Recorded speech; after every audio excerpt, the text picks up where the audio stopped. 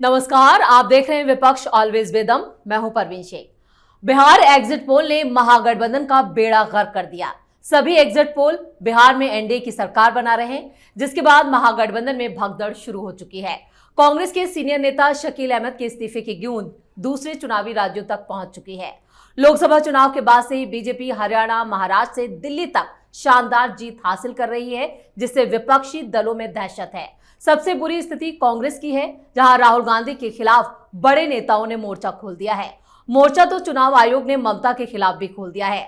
बंगाल में एसआईआर प्रक्रिया के तहत बीएलओ हर घर तक पहुंच रहे हैं, जिससे ममता की परेशानियां बढ़ती जा रही हैं। वो हर रोज नए नए पैतरे अपनाकर एसआईआर को रोकने की जुगत लगा रही हैं, लेकिन चुनाव आयोग उतनी ही रफ्तार से एसआईआर के काम को अंजाम दे रहा है, जिसके बाद घुसपैठियों में भयंकर हड़कंप मचा है। वो जान बचाकर भागते दिख रहे हैं। और इन मुद्दों पर चर्चा के लिए स्टूडियो मौजूद हैं कैपिटल टीवी के editor in chief doctor Manish Kumar और एग्जीक्यूटिव एडिटर राजीव कुमार। आप दोनों का बहुत बहुत स्वागत है। धन्यवाद। डॉक्टर साहब, एग्जिट पोल का इतना दबाव है कि अब महागठबंधन में इस्तीफों का दौर शुरू हो चुका है। शकील अहमद ने इस्तीफा दिया, जिसकी गूंज दिल्ली तक सुनाई दे रही है। देखिए, शकील अहमद साहब बहुत सीनियर और वरिष्ठ लीडर हैं। यूपीए के दौरान जब राहुल गांधी नौसिखिए थे, दो राज्यों की कमान थी शकील अहमद के पास। और बिहार में अभी दो सबसे वरिष्ठ लीडर कांग्रेस पार्टी के, तारिक अनवर साहब और शकील अहमद साहब। ये शकील अहमद एक और है पुणे में, जो भी सब कुछ अपने हाथ में लेकर के सब कुछ कर रहे थे जेएनयू वाले, वो अलग हैं। ये सीनियर लीडर्स में से हैं और कई सालों तक टेलीविज़न चैनलों के ऊपर कांग्रेस पार्टी और ख़ास करके उस समय जब घोटाले आते थे तो कांग्रेस को डिफेंड करने का काम शकील अहमद करते थे। शकील भाई को इस पूरे चुनाव में कोई पूछा नहीं।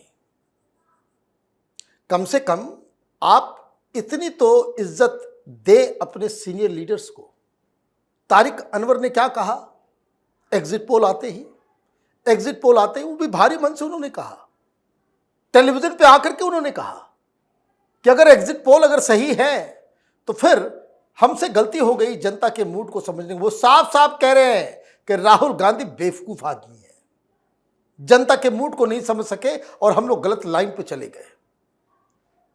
कुछ घंटे बीते नहीं और शकील अहमद जो है उन्होंने इस्तीफा दे दिया। उन्होंने बहुत, आप देखिए, इस तरह के लीडर अगर आपकी पार्टी के अंदर में है जो इतना ज्यादा डेडिकेटेड हैं।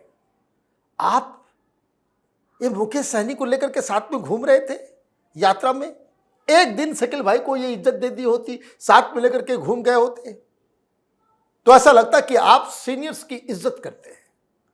आपको सीनियर नहीं चाहिए, आपको एक्सपीरियंस लोग नहीं चाहिए, आपको मार्केटिंग करने वाले लोग चाहिए, जो मीम्स बनाएं, जो आपके लिए वीडियो बनाएं, जो आपके लिए रील्स बनाएं, ये इस तरह के लोग चाहिए आपको।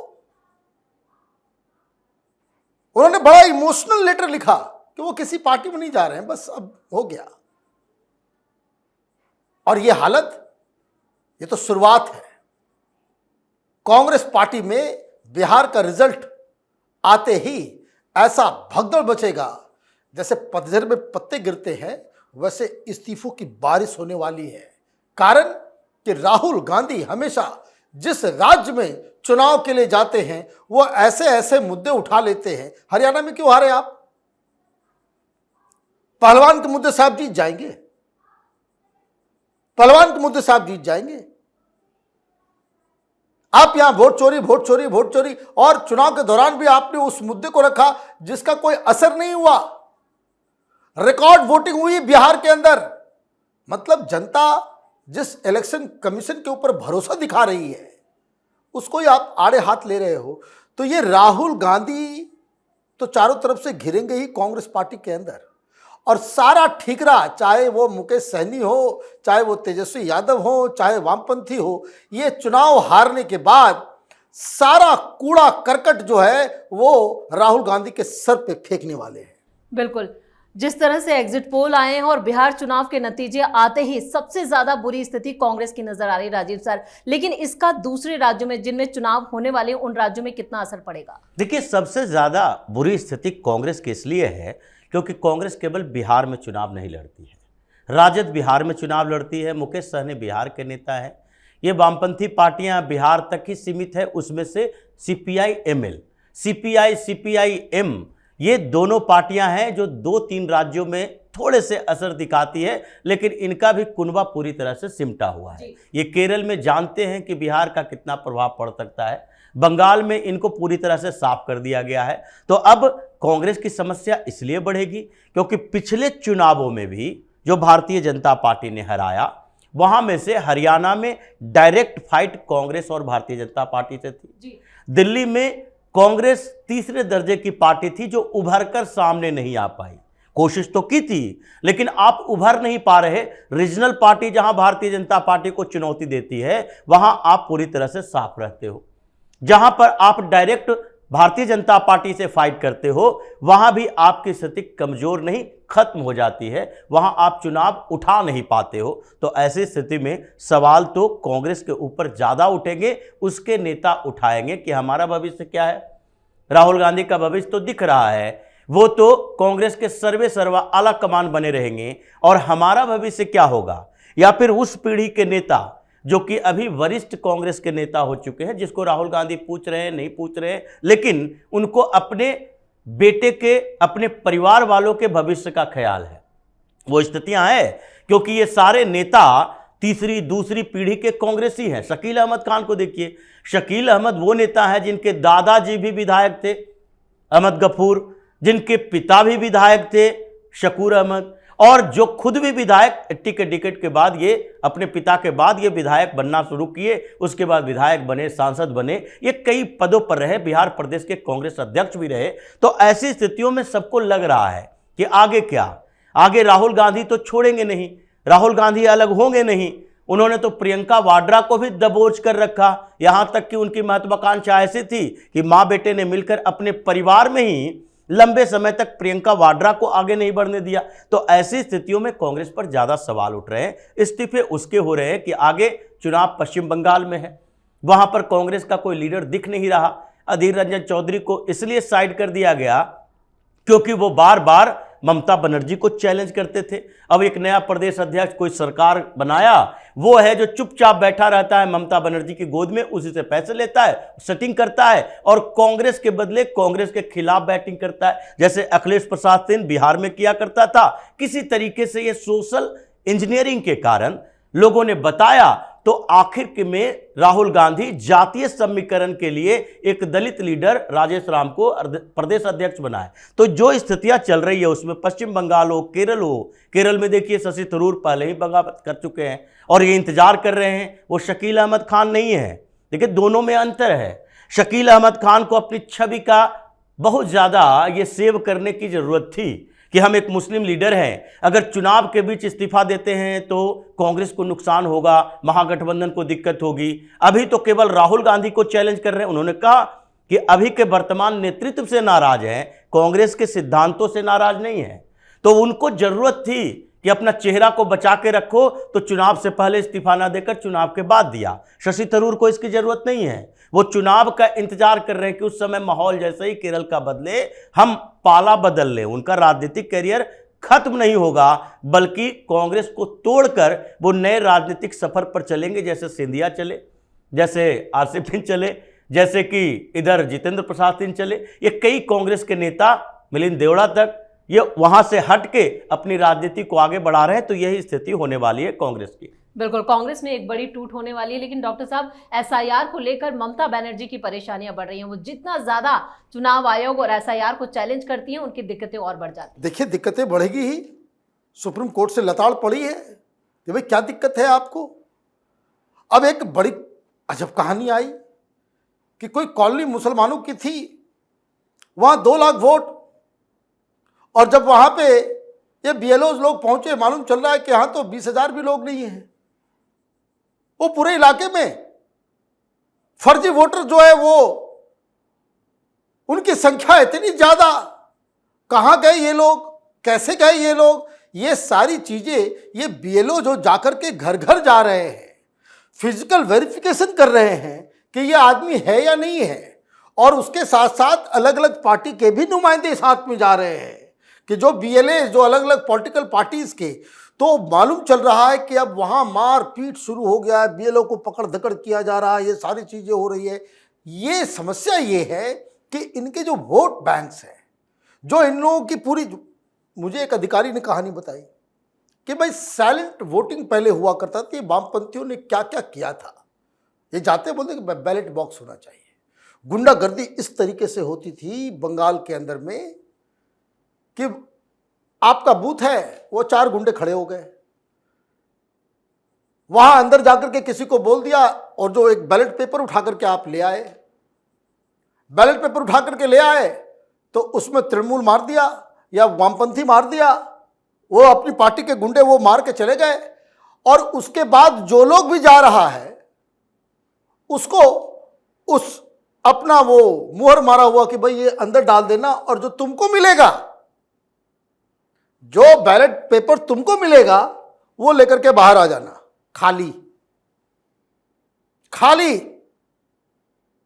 तो इस तरह से सिलसिला चलता रहता है कि भाई जाइए वोट देने के लिए, सब, और सब कुछ शांति से होगा, साइलेंटली होगा, और पूरे बूथ के ऊपर कब्जा हो जाएगा। इसलिए ईवीएम से इन लोगों को इतनी परेशानी चल रही है। अब ईवीएम आ गया है, अब ईवीएम में किस तरह से किया जाए, तो उसके गुंडे वहां पे खड़े हो जाते हैं। तो जो मान लीजिए कि वो किसी आपकी पार्टी का, वहां मोहल्ला मोहल्ला एक पार्टी का होता है कि ये मोहल्ला जो है वो टीएमसी का हो गया, ये मोहल्ला वामपंथियों का होगा, ये मोहल्ला जो है वो बीजेपी का हो गया। तो जो आपका मोहल्ला नहीं है, आप देखते हैं खबर आती है पश्चिम बंगाल से चुनाव के दौरान बमबाजी चल रहा है, गोली चल रही है, अटैक हो रहा है, मारे जा रहे हैं लोग। क्यों? उस रास्ते पे 5 बम मार देगा तो बीजेपी के गांव वाले लोग जो है वो नहीं आ पाएंगे। वहां पे जो है आपने केओस क्रिएट कर दिया। और इधर आपने क्या किया, अरे भाई वहां टीचर से लेके सारे लोग आपके, और वहां पे जाकर के फर्जी लोग लाइन में लग जाएंगे। आप जब तक पहुंचेंगे मालूम चला आपका वोट जो है ऑलरेडी डाल दिया गया। ये कलकत्ता में होता है। क्या आपने विलंब किया, आप वहां पे गए, मालूम चला आपका वोट तो पहले ही पड़ गया, कोई आकर के दे के चला गया। ये सारा सिस्टम, और यही इसी तरीके से वहां पे चुनाव में लोग जीत और हार तय करते हैं। अब ये एसआईआर की वजह से क्या होगा, जो मिनिमम अनुमान है, और ये वहां के तमाम एक्सपर्ट्स, अब तो अखबार में भी लोग लिखने लग गए हैं कि करीब 1.5 करोड़ के आसपास वोट जो है वो कटने वाला है। और ये सब कौन है? ये सब फर्जी वोटर जो ऑलरेडी लिस्टेड हैं, जिनके नाम पे वोट, क्या देखिए वहां पे वोटिंग परसेंटेज 80% के आसपास चला जाता है उन इलाकों में। तो ये मुझे लग रहा है कि एसआईआर की वजह से ममता बनर्जी चुनाव हारेगी, और ये उनको रियलाइज हो गया है। इसलिए तरह तरह की तिकड़मबाजी ऑलरेडी शुरू उन्होंने कर दी है। बिल्कुल, ममता ने जो सिस्टम तैयार किया है अब उस सिस्टम पर ही प्रहार किया जा रहा है। लेकिन राजीव सर, जिस तरह से एसआईआर की प्रक्रिया चल रही है और ममता बनर्जी इस बीच कह रही है कि मैं अपना सर कटवा दूंगी लेकिन वोट नहीं कटने दूंगी, तो ये किसे चैलेंज कर रही हैं? देखिए, सर कटवा दें, ये चुनाव आयोग से पूछकर या लोगों से पूछकर तो सर कटवाएंगे नहीं। उनको अगर राजनीति से संन्यास लेना है वो संन्यास ले ले। जो प्रक्रिया चल रही है उसमें लोगों का पार्टिसिपेशन कैसा है, लोगों के बीच क्या इम्पैक्ट है, ये देखने की जरूरत है। ये जरूरत नहीं है कि वो पॉलिटिकल पार्टी वाले सुप्रीम कोर्ट में क्या कह रहे हैं, बयान क्या दे रहे हैं, बात क्या कर रहे हैं। इम्पैक्ट लोगों के ऊपर क्या पड़ रहा है। क्या लोग रिजेक्ट कर रहे हैं जो फॉर्म बांटे जा रहे हैं उसको? क्या लोग फॉर्म को एक्सेप्ट नहीं कर रहे, बीएलओ को अपने दरवाजे से हटा रहे हैं कि नहीं हमें वोटर लिस्ट में नाम नहीं चाहिए? ये तो नहीं चल रहा। अभी तक 37 करोड़ लोगों को फॉर्म बांटा जा चुका है और 51 करोड़ लोगों को बांटा जाना है टोटल। तो अभी तो समय भी है, लंबा समय है, अभी आधा समय बाकी ही है, 4 दिसंबर तक फॉर्म बांटे जाने हैं। तो ऐसी स्थितियों में अगर लगभग देखा जाए तो 60% से ज़्यादा लोगों को फॉर्म दे दिया गया है, तो आगे लोग इसमें पार्टिसिपेट करना चाह रहे हैं। जितनी रिपोर्ट्स आ रही है कि पश्चिम बंगाल में ये क्रिएट की गई है कि देखिए पश्चिम बंगाल में कितना कियोस्क है, जो लोग बाहर कमाने जा रहे थे वो बाहर से आकर पश्चिम बंगाल में रुके हुए हैं कि हमारा नाम न कट जाए, वोट न कट जाए।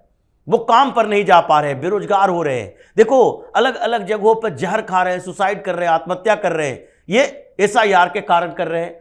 ये सारी चीजें हैं सुप्रीम कोर्ट में दबाव बनाने के लिए। कोई ऐसा फैसला आ जाए जिससे ममता बनर्जी को लगे चलो एक चुनाव और बच गया, क्योंकि चुनाव बचना नहीं है इनका। तो पश्चिम बंगाल में सबसे बड़ी समस्या इसलिए हो रही है क्योंकि वो बॉर्डर स्टेट है, बॉर्डर डिस्ट्रिक्ट जितने हैं उसमें मुसलमानों का वोट ज़्यादा है, जनसंख्या ज़्यादा है, घुसपैठियों की संख्या ज़्यादा है, इसलिए वो सब एक्टिवेट हो रहे हैं। ये ममता बनर्जी इधर चैलेंज कर रही है और मुस्लिम बहुल इलाकों में भगदड़ मचा हुआ है, मस्जिदों में खड़े हैं लोग, नमाज के बाद जो तकरीर हो रही है, अभी रिपोर्ट आई 40,000 मस्जिदों से ऐलान किया गया कि भाई जिसके जिसके पास नहीं है अगर डॉक्यूमेंट्स तो हमारे पास चले आओ, हम मदद करने के लिए तैयार हैं, एक दूसरे के साथ मिलो, एक दूसरे की मदद करो, एक दूसरे के सर्टिफिकेट बनवाओ, रेंट एग्रीमेंट बनवाए जा रहे हैं, marriage certificate, caste certificate, birth certificate, ये बैकडोर से सर्टिफिकेट बनाए जा रहे हैं। तो ममता बनर्जी ये जानती है कि कितने भी ये सर्टिफिकेट बनाए जाए, वेरिफिकेशन में वो सारे बाहर होंगे तो फिर मेरी कुर्सी ही चली जाएगी।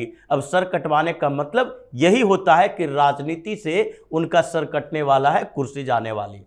राजू सर, इस तमाम जानकारी के लिए और सटीक विश्लेषण के लिए आप दोनों का बहुत बहुत धन्यवाद। धन्यवाद। बिहार में चुनाव नतीजों से पहले ही महागठबंधन में मारधाड़ मची है। विपक्षी नेताओं के इस्तीफों की लंबी लिस्ट तैयार हो चुकी है। वहीं तेजस्वी और राहुल गांधी भी खुलकर झगड़ते दिख रहे हैं। इधर एसआईआर ने बंगाल में ममता की उल्टी गिनती शुरू कर दी है। अब ममता कितनी भी चालें चल लें, लेकिन बंगाल से उनका जाना तय माना जा रहा है। इस खास शो में इतना ही। वीडियो कैसा लगा कमेंट करके अपनी राय जरूर दें। वीडियो को लाइक करें, शेयर करें और कैपिटल टीवी को सब्सक्राइब जरूर करें। धन्यवाद।